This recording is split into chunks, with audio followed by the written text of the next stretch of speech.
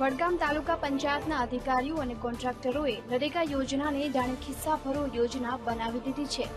વડગામ તાલુકાના માનપુરાથી તેલીવાડા જતા કાચા રસ્તાનું કામ નરેગા યોજના હેઠળ મંજૂર થયું હતું, પરંતુ નજરે પડી રહ્યું છે મુજબ આ રસ્તા પર હજુ સુધી કોઈ કામ કરવામાં આવ્યું નથી। જો કે હા, કોન્ટ્રાક્ટરોને આ રસ્તાનું કોઈ કામ નહીં કરવાના પૈસા જરૂર મળી ગયા છે। આ રસ્તાનો જેને કોન્ટ્રાક્ટ મળ્યો છે તે કોન્ટ્રાક્ટરને રસ્તાનું કામ શરૂ થયા પહેલા જ મજૂરોના 2,87,000 રૂપિયા અને 2,05,000 રૂપિયા માલના ચૂકવી દેવામાં આવ્યા છે।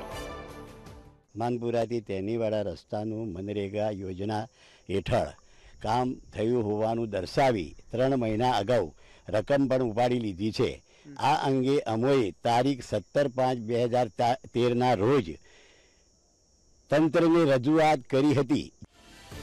માનપુરા ગ્રામ પંચાયતના સભ્ય નૂર મોહમ્મદ કરેડિયાને આ ભ્રષ્ટાચારની ગંધ આવતા તેમણે તાલુકા પંચાયત અને જિલ્લા પંચાયતમાં રજૂઆત કરી હતી, પરંતુ ટીડીઓના મળતિયા કોન્ટ્રાક્ટરને આ વાતની જાણ થતાં જ તેમણે રાત દરમિયાન કામ ચાલુ કરી દીધું હતું, પરંતુ ફરિયાદીએ આ અંગે પોલીસને પણ જાણ કરી દેતા છાપી પોલીસે રાત્રે જ આ કામ અટકાવી દીધું હતું। રાત્રે નાઇટ પેટ્રોલિંગમાં હતા દરમિયાન છાપી પોલીસ સ્ટેશન પીઓસીશ્રીનો ટેલિફોન આવેલ કે માનપુરા ગામે જે રોડનું કામ ચાલી રહ્યું છે તે ગેરરીતિથી ચાલી રહેલું હોય અને કામ બંધ કરાવવાની સૂચના મળતા અમો ઘટના સ્થળે તાત્કાલિક પહોંચી જઈ સદરે કામ બંધ કરાવેલ અને આ બાબતેની આગળની તપાસ ચાલુ છે। કોઈ પણ પ્રકારનું કામ કર્યા વગર પૈસા ઉપાડી લેનારા આ મળતિયા કોન્ટ્રાક્ટર વિરુદ્ધ છેલ્લા 2 મહિનાથી ફરિયાદ થઈ હોવા છતાં તેની સામે કોઈ પગલાં લેવામાં નથી આવી રહ્યા।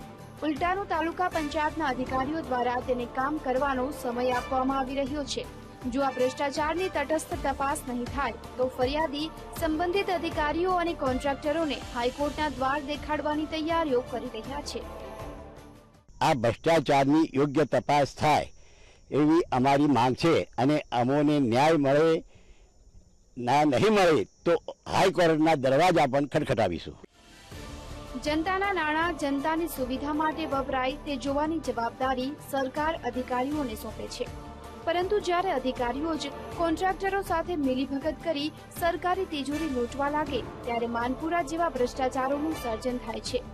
હાલમાં તો આ ભ્રષ્ટાચારની તટસ્થ તપાસ થાય તે સૌથી જરૂરી છે। કેમેરામેન રમેશ ડોડિયા સાથે માનુ ચાવડા, VTV, પાલનપુર।